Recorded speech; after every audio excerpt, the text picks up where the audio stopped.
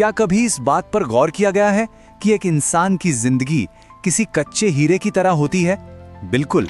जब एक हीरा खदान से निकलता है तो उसमें बहुत क्षमता होती है, लेकिन वो चमक नहीं होती। उसे तराशना पड़ता है, उसकी घिसाई करनी पड़ती है ताकि वो अपनी पूरी चमक बिखेर सके।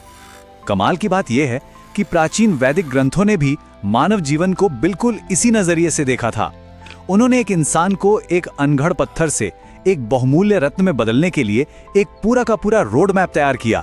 आज के इस विश्लेषण में हम इसी बेहद प्राचीन और दिलचस्प ढांचे को डिकोड करने जा रहे हैं, जिसे हम 16 संस्कार के नाम से जानते हैं। हमारा मकसद यहाँ किसी भी तरह की विचारधारा को बढ़ावा देना बिल्कुल नहीं है। ये समझने की कोशिश करेंगे कि प्राचीन काल में इंसान के विकास को कितनी गहराई से और किस वैज्ञानिक या मनोवैज्ञानिक नजरिए से देखा जाता था। तो सबसे पहले इस बुनियादी सवाल से शुरू करते हैं कि आखिर ये संस्कार शब्द है क्या। अगर इसके संस्कृत मूल सम प्लस कृ प्लस घ्या को देखें तो इसका सीधा सा मतलब होता है परिष्कार करना, शुद्ध करना या निखारना। वामन शिवराम आप्टे के शब्दकोश को माने तो इसका अर्थ है किसी चीज को पूर्ण करना। मतलब ये महज कुछ कर्मकांड नहीं है। असल में ये जीवन के हर मोड़ पर हमारे मन, शरीर और आत्मा को निखारने की एक लगातार चलने वाली प्रक्रिया है, ताकि समाज को एक बेहतरीन और सदाचारी इंसान मिल सके। अब सवाल ये उठता है कि इस पूरी प्रक्रिया का दायरा कितना बड़ा है, मतलब कितने संस्कार होते हैं? तो जवाब है 16। वैसे प्राचीन ग्रंथों में इस संख्या को लेकर काफी लंबी बहसें रही हैं। जैसे गौतम धम्म सूत्र को लें तो उसमें 40 संस्कारों का जिक्र है, जबकि महाभारत में 13 बताए गए हैं। लेकिन महर्षि दयानंद सरस्वती और व्यास स्मृति ने मुख्य रूप से 16 संस्कारों को ही मान्यता दी, और समय के साथ साथ मानव जीवन के मुख्य मील के पत्थर के रूप में इन्हीं 16 संस्कारों को हर जगह स्वीकार कर लिया गया। इस इतने बड़े विषय को थोड़ा आसान बनाने के लिए हम इस पूरी यात्रा को 4 हिस्सों में बांट के समझेंगे। पहला, जन्म से पहले के संस्कार। दूसरा, बचपन के संस्कार। तीसरा, शिक्षा से जुड़े संस्कार। और अंत में गृहस्थ जीवन और उसके बाद का सफर। तो चलिए बिना देरी किए पहले चरण की ओर बढ़ते हैं, जन्म पूर्व संस्कार। ये वाकई हैरान करने वाली बात है कि ये प्राचीन ढांचा किसी इंसान के पैदा होने से पहले ही शुरू हो जाता है। जरा सोचिए, जीवन की तैयारी जन्म से पहले ही शुरू हो रही है। इस शोध के मुताबिक इसके 3 चरण हैं। सबसे पहला है गर्भाधान, यानी एक आदर्श संतान की नींव रखने की प्रक्रिया। इसके बाद आता है पुंसवन। प्राचीन ग्रंथों में दावा किया गया है कि पुंसवन के दौरान कुछ खास औषधियों का इस्तेमाल होता था।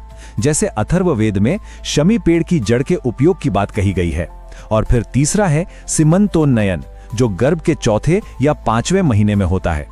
स्रोत बताता है कि ये वो समय है जब बच्चे का मस्तिष्क विकसित हो रहा होता है। इसीलिए गर्भवती मां को वीरों की कहानियां सुनने और अच्छे काम करने की सलाह दी जाती थी, ताकि बच्चे के दिमाग पर जन्म से पहले ही एक सकारात्मक असर पड़े। अब हम आते हैं अपने दूसरे चरण पर, जो है शैशव यानी बचपन के संस्कार। यह वो खास पल है जब बच्चा पहली बार इस भौतिक दुनिया में कदम रखता है। जन्म लेते ही जातकर्म संस्कार किया जाता है, और अथर्ववेद का ये सुंदर सा उद्धरण इस पल की भावनाओं को बहुत गहराई से समझाता है। ये मूल रूप से एक सुरक्षित प्रसव के लिए की गई प्रार्थना है, जिसमें प्रकृति की ताकतों, हवा और पानी का संदर्भ देकर ये कामना की गई है कि शिशु बिना किसी तकलीफ के इस दुनिया में आए। अब बचपन में होने वाले इन संस्कारों की गति देखिए, ये एक के बाद एक कैसे आते हैं। 10 से 12 दिन के अंदर नामकरण होता है, जिससे बच्चे को दुनिया में उसकी एक पहचान मिलती है। फिर चौथे महीने में होता है निष्क्रमण, जहां बच्चे को पहली बार घर से बाहर खुली हवा और सूरज की रोशनी में ले जाया जाता है। अगर आज के नजरिए से देखें तो ये बच्चे को बाहरी वातावरण के प्रति इम्यूनिटी विकसित करने में मदद करने जैसा है। इसके बाद छठे महीने में अन्नप्राशन, यानी पहली बार ठोस खाना खिलाना। तीसरे साल में चूड़ाकर्म यानी मुंडन, जहां जन्म के बालों को हटाकर साफ सफाई और स्वास्थ्य पक्का किया जाता है।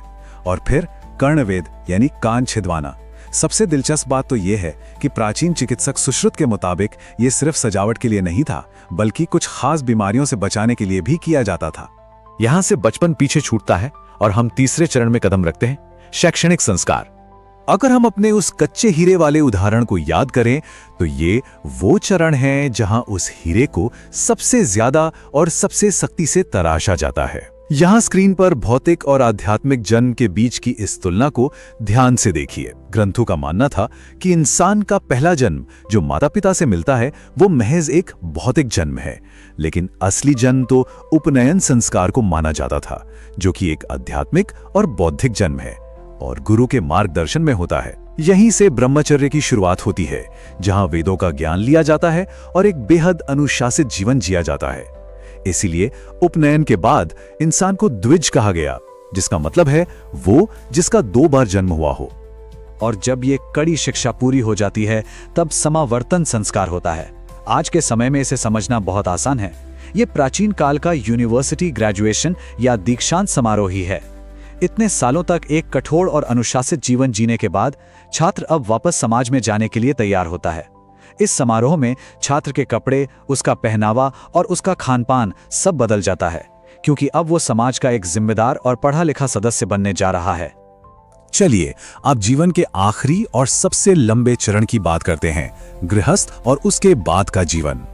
ये सबसे लंबा चरण सिर्फ खुद के विकास तक सीमित नहीं है, बल्कि ये समाज के प्रति अपनी जिम्मेदारियों को निभाने का समय है। और इसकी शुरुआत होती है विवाह से। ऋग्वेद का यह गहरा उद्धरण विवाह के प्राचीन आदर्श को बहुत खूबसूरती से सामने रखता है। इसे सिर्फ एक सामाजिक कॉन्ट्रैक्ट नहीं माना गया, बल्कि ये बुढ़ापे तक साथ निभाने और एक शांत आदर्श घर बनाने का वचन है। स्रोत ये भी स्पष्ट करता है कि विवाह के लिए वर और वधू दोनों का शारीरिक और मानसिक रूप से परिपक्व होना और शिक्षित होना बहुत जरूरी माना गया था। शादी के बाद जीवन के अंतिम पड़ाव बहुत ही व्यवस्थित तरीके से आगे बढ़ते हैं। इंसान सबसे पहले गृहस्थ के रूप में परिवार पालता है, फिर उम्र के एक मोड़ पर वानप्रस्थ आता है, जो आज के रिटायरमेंट जैसा है, जहां धीरे धीरे सांसारिक जिम्मेदारियों से दूरी बनाई जाती है। इसके बाद संन्यास है, जहां सांसारिक मोह को पूरी तरह त्याग कर मुक्ति की तलाश की जाती है। और अंत में अंत्येष्टि यानी अंतिम संस्कार। मोह छोड़ने का ये जो स्टेप बाय स्टेप ढांचा है ना, ये मनोवैज्ञानिक दृष्टिकोण से सच में बहुत दिलचस्प है। और इस लंबे सफर का अंतिम बिंदु है अंत्येष्टि। इस ग्राफिक में देखें तो पता चलता है कि कैसे शरीर को पूरे सम्मान के साथ वापस प्रकृति के पंचतत्वों को सौंप दिया जाता है। आंखों की रोशनी सूर्य को, प्राण हवा को, शरीर की मिट्टी पृथ्वी को और शरीर का जल तत्व प्राकृतिक जल को लौटा दिया जाता है। कितना काव्यात्मक है ना ये सोचना कि जिस प्रकृति ने ये जीवन दिया था, आखिर में ये शरीर उसी प्रकृति में वापस समा जाता है। तो जन्म से लेकर वापस प्रकृति में विलीन होने तक ये थी 16 संस्कारों की वो प्राचीन रूपरेखा, जिसे में बहुत ही शानदार ढंग से समझाया गया है। विश्लेषण को खत्म करने से पहले चलिए एक बार फिर उसी हीरे वाले रूपक पर वापस लौटते हैं। जरा सोचिए, अगर हम आज की इस भागदौड़ भरी जिंदगी में अपने जीवन को एक अनगढ़ पत्थर से रत्न बनने की इस निरंतर प्रक्रिया के रूप में देखना शुरू कर दें तो क्या होगा? हम आधुनिक जीवन के इन पड़ावों को किस तरह अनुभव करेंगे? क्या इससे हमारे जीने के नजरिए में थोड़ा ठहराव और गहराई आएगी? इस विचारणीय प्रश्न के साथ हम आज की इस चर्चा को यहीं विराम देते हैं। गहराई से सोचने के लिए यह वाकई एक बेहतरीन विषय है।